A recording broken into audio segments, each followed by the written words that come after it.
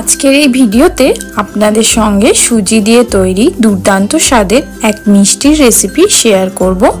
এই মিষ্টি আপনারা পিঠে হিসাবেও পরিবেশন করতে পারেন। সাথে এক দুর্দান্ত পুরের রেসিপিও থাকছে।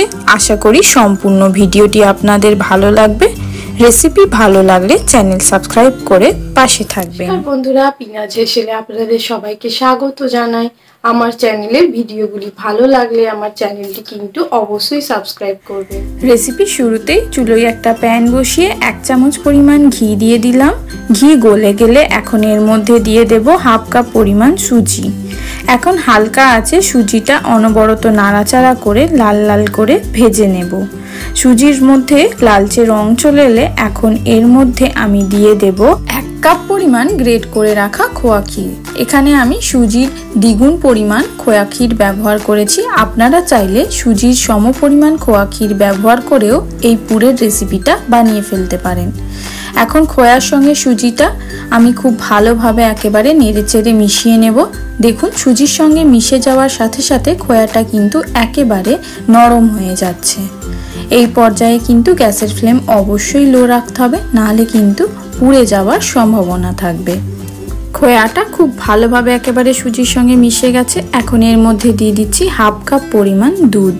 এখানে আমি গরুর দুধ ব্যবহার করেছি। এখন দুধের সঙ্গে খোয়া ও সুজিটা খুব ভালোভাবে একেবারে মিশিয়ে নিচ্ছি।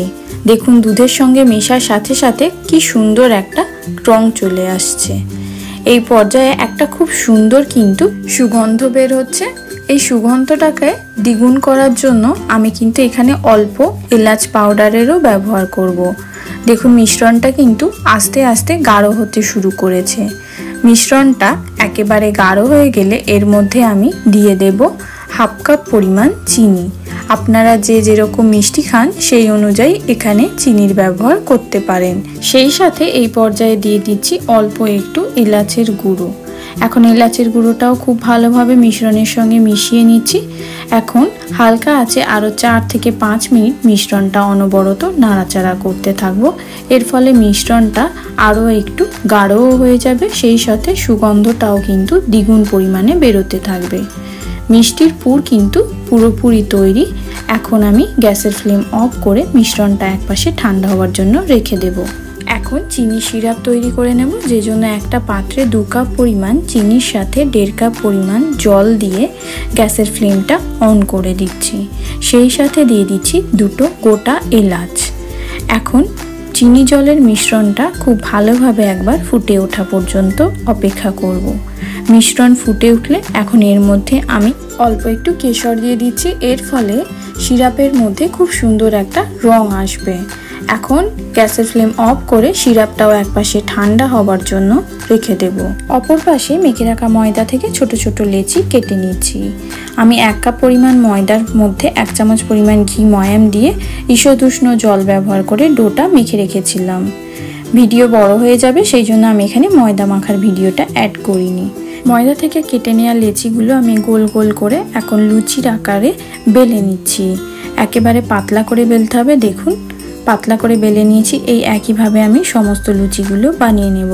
এখন বানিয়ে নেওয়া লুচিগুলোর মধ্যে 1 চামচ পরিমাণ করে পুর দিয়ে চারপাশটা খুব ভালোভাবে সিল করে একটা ডিজাইন বানিয়ে মুড়ে দিচ্ছি। আপনারা আপনাদের পছন্দের ডিজাইনেও এটা বানিয়ে নিতে পারেন। এখানে আমি সবগুলো বানিয়ে নিয়েছি। এখন মিষ্টিগুলো ভাজার পালা।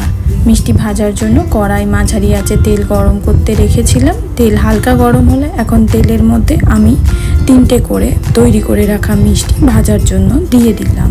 এখন 4 থেকে 5 মিনিট সময় ধরে একেবারে মাঝারি থেকে হালকা আঁচে মিষ্টিগুলো আমি দুপাশ উল্টে পাল্টে একেবারে সুন্দর রং আসা পর্যন্ত ভেজে নেব।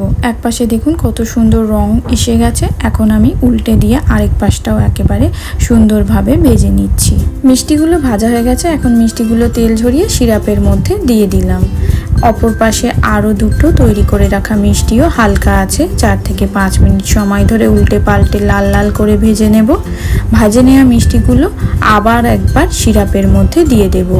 মিষ্টি সিরাপের মধ্যে এখন এই মিষ্টিগুলোকে 10 মিনিটের জন্য রেখে দেব। 10 মিনিট পর মিষ্টিগুলো আমি মিষ্টির রস থেকে তুলে একটা প্লেটে পরিবেশন করে নেব। মিষ্টিগুলো পরিবেশন করে নিয়েছি। উপর থেকে ডেকোরেশনের জন্য অল্প একটু পেস্তা কুচি ও অল্প রোজ পেটেল দিয়ে দিচ্ছি। এটা পুরোপুরি অপশনাল, আপনারা চাইলে নাও ব্যবহার করতে পারেন। স্বাদে গন্ধে অতুলনীয় সুজির তৈরি এই মিষ্টি বাড়িতে একবার হলেও ট্রাই করে দেখুন। আশা করি সকলের ভালো লাগবে। সেই সাথে বলি, রেসিপি ভালো লাগলে চ্যানেল সাবস্ক্রাইব করে পাশে থাকবেন।